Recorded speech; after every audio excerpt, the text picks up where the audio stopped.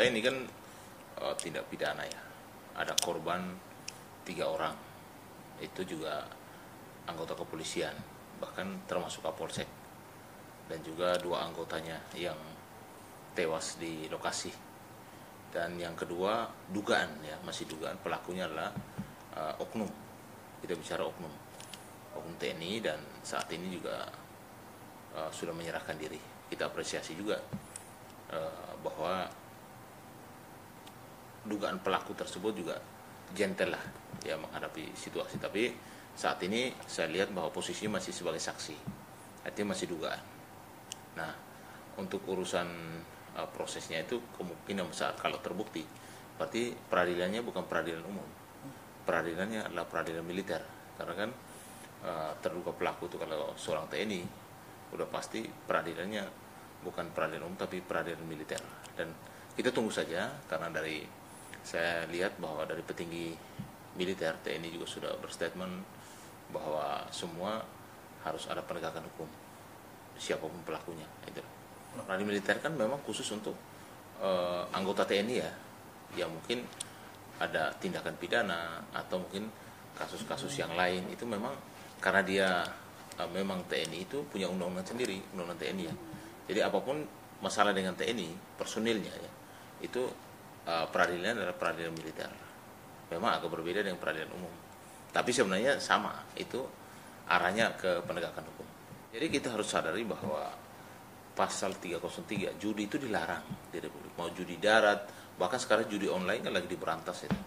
Apalagi judi darat, memang tidak di Indonesia itu tidak diperbolehkan. Apalagi kalau ada oknum yang terlibat, apalagi dugaan membackingi atau ikut terlibat dalam main judi, itu tidak diperbolehkan. Udah pasti kalau misalnya ditemukan, polisi militer pasti akan melakukan penangkapan di lokasi itu, walaupun tidak melakukan tindak pidana apa-apa. Karena memang militer itu memang di bawah pengawasan polisi militer ya. Kalau bisa ada sidak dan lain sebagainya, ya itu prosesnya pasti ada. Tapi kan pasti apakah itu administrasi. Kalau untuk umumnya masyarakat yang bermain judi, itu pasti pihak kepolisian, penegakan hukumnya pihak kepolisian. Jadi berbeda ya. Kalau ditemukan ada anggota militer aktif yang melakukan tindak pidana, contoh dia berjudi atau dia membuat judi, itu nanti pasti dari polisi militernya yang menangani. Kalau untuk masyarakat umum, itu dari pihak kepolisian, penegakan hukumnya. Itu agak berbeda. Sebenarnya kalau itu kita masih belum bisa mengomentari ya, tidak boleh mendahului dari proses penyidikan dilakukan oleh polisi militer, karena ini kan peradilan militer.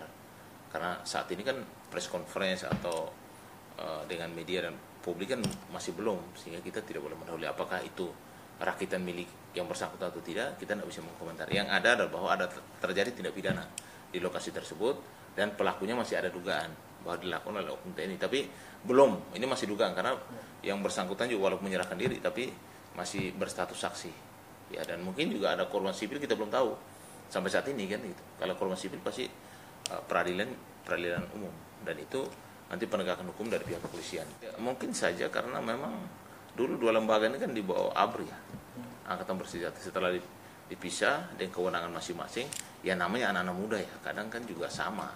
Namanya anak muda di lapangan tuh mungkin agak bersentuhan sedikit. Kalau saya itu wajar-wajar saja, tapi yang penting jangan sampai terjadi kayak adanya korban jiwa dan lain sebagainya. Ini kan juga prihatin juga. Kita sebagai warga negara kan harusnya 2 institusi ini kan harusnya bersinerginya dengan benar-benar baik ya. Karena sebenarnya kalau pimpinan-pimpinannya sampai saat ini sinerginya luar biasa baik ya. Hubungannya baik, bahkan di setiap tugas walaupun di medan perang, polisi dan TNI itu selalu sinergi dalam hal penegakan hukum dan penegakan teritorial gitu. Yang pertama prihatin juga ya, karena ini kan kedua belah pihak ini adalah sama-sama istilahnya itu 2 institusi yang memegang keamanan ya. Kalau polisi penegakan hukum, kalau untuk TNI itu adalah penegakan teritorial. Jadi memang kedua belah pihak ini harusnya bersinergi untuk menjaga NKRI, untuk menjaga ketertiban umum, intinya begitu. Tapi kalau misalnya ada berseteru di lapangan tuh, kalau menurut saya itu biasalah, namanya manusia. Tapi kalau sampai ada tindak pidana, sampai ada korban jiwa, itu yang menurut saya ya prihatin juga lah. Mungkin ke depan kejadian seperti ini ya supaya tidak terjadi lagi. Yang kedua mungkin dari penegakan hukumnya biarkan polisi militer dan peradilan militer yang akan melakukan proses hukumnya. Kalau undang-undang TNI, kalau menurut saya saat ini semua masyarakat, DPR juga sudah mensahkan ya. Artinya kita juga jangan khawatir lah kalau menurut saya terlalu berlebihan. DPR itu kan kita pilih untuk mewakili rakyat, suara rakyat. Kalau mereka sudah rapat dan sudah ada paripurna, bahkan sudah mensahkan salah satu undang-undang, artinya sudah melalui mekanisme yang baik dan mereka sudah pasti suara rakyat juga pasti didengar. Intinya begini ya, negara ini harus kuat. Bahwa selama ini kan dari reformasi 25 sampai 30 tahun yang lalu reformasi, sipil yang mengendalikan pemerintahan, ternyata korupsinya luar biasa. Ternyata narkobanya luar biasa juga. Jadi memang kita butuh TNI. Butuh TNI di tempat-tempat yang strategis. Ya, jangan kita bicara kayak di fungsi ABRI. Kalau menurut saya itu tidak nyampe di sana. Tapi negara ini perlu TNI, perlu orang-orang yang kuat untuk menjaga yang namanya hal-hal yang strategis. Contoh Bulog ya. Ini kan soal pangan. Ini perlu orang yang kuat, orang yang strategis untuk supaya mengamankan pangan kita. Contoh nanti mungkin di BSSN ya, mungkin Badan Sandi. Itu juga butuh orang-orang yang kuat. Karena menjaga NKRI ini tidak bisa sipil, tapi harus dibantu oleh TNI. Jadi kalau menurut saya revisi undang-undang TNI yang disahkan hari ini, menurut saya hal yang yang menurut saya wajar dan saya sangat setuju. Kenapa?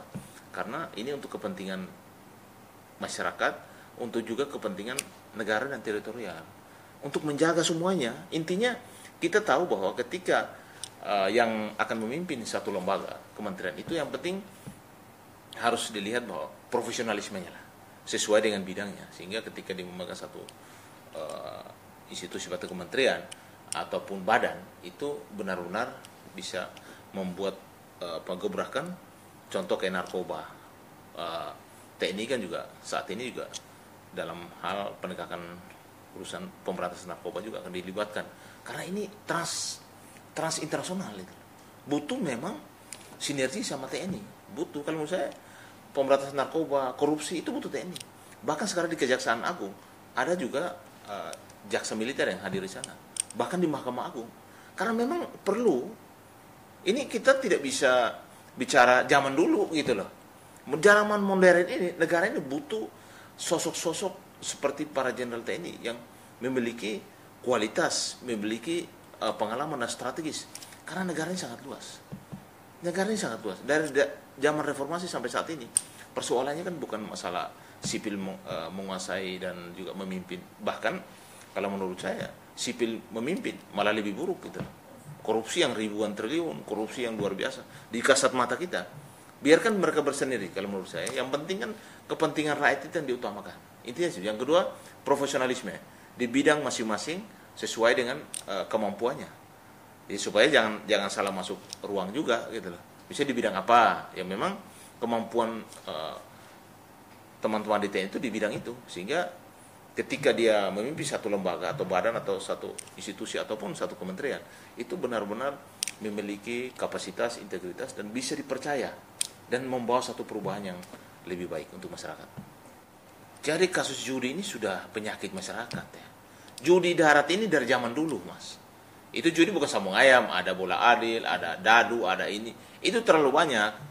Nah, sekarang lagi yang paling ngetren kan judi online, yang bahkan sudah merugikan negara ribuan triliun. Dan ini harus ada penegakan hukum yang tegas, baik dari kepolisian, baik dari TNI atau lembaga-lembaga terkait. Maksud saya begini, apapun yang terjadi, saat ini sudah terjadi. Kita evaluasi ke depan. Mudah-mudahan dua institusi ini bersinergi untuk supaya melakukan pemberantasan terhadap judi, terhadap narkoba, korupsi dan lain sebagainya.